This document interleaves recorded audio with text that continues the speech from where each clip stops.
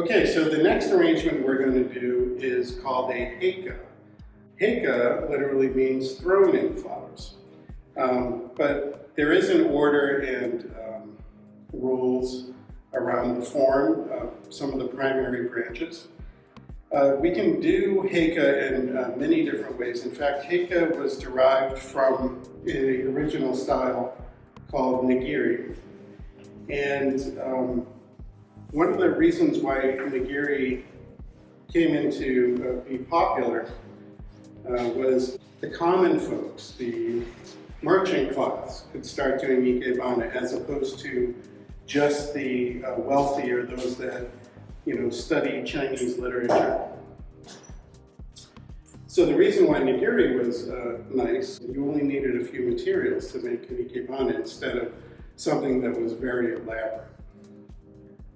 And you could often get materials just from the yard. So this is a Aussie pine or Australian pine. It's got a nice color, a nice like orange tip to it.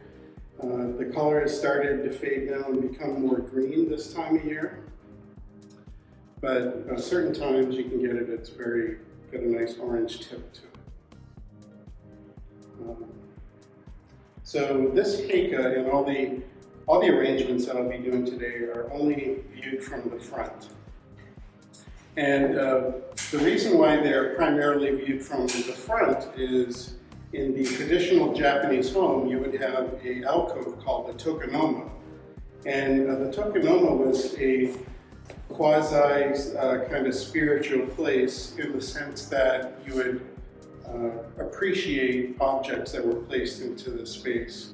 And one of the things, in addition to paintings or scrolls of calligraphy, you would have a floral arrangement, maybe some incense or a few small components to decorate that area. It was inset into the wall, and you could only see the materials from the front. And when you had guests over, you would have them sit about, say, 10 feet from the arrangement, and they could sit and appreciate that whole space. This arrangement that I'm going to do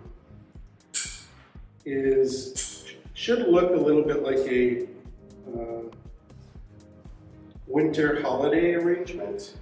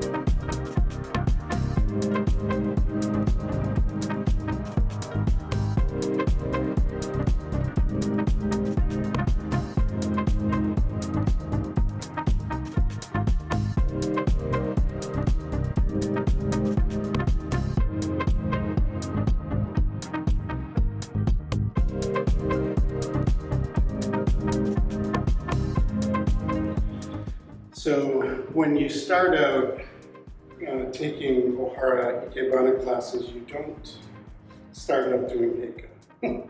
Heika can be challenging for beginners because instead of kenzan or shippo that I showed earlier, which are pretty straightforward how you would secure them into the container, you need to use these other more difficult techniques to master.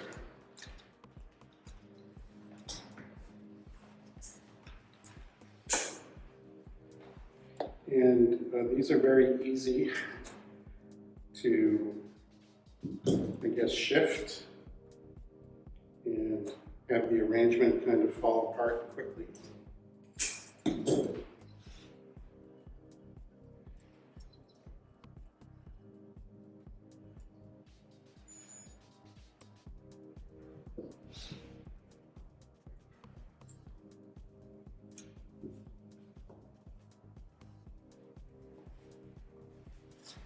Takes a little more thought and concentration than some of the other arrangements.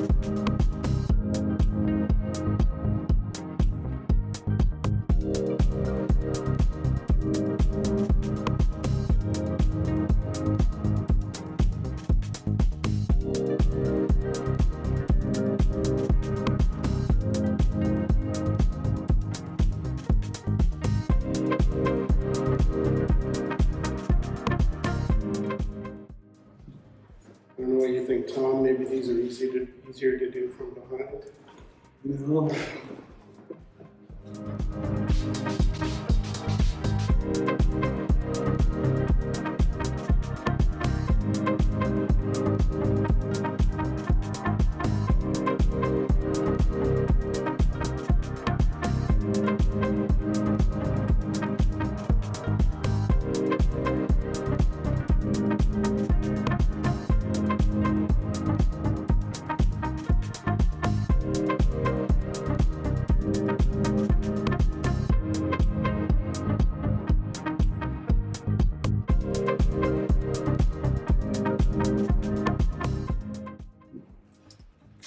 One of the challenges from doing these from the front is that it's actually a little harder to see where you're inserting the material into the container.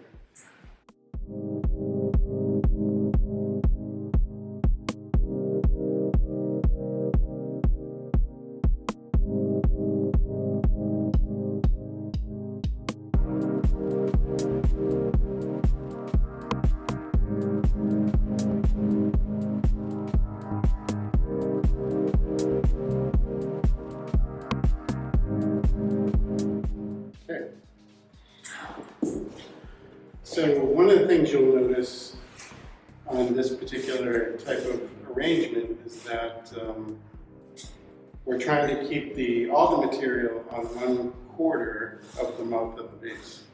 So it's all on one side, and we do have 3 primary stems. We have a subject, or shushi, which is the most upright, and we have a secondary,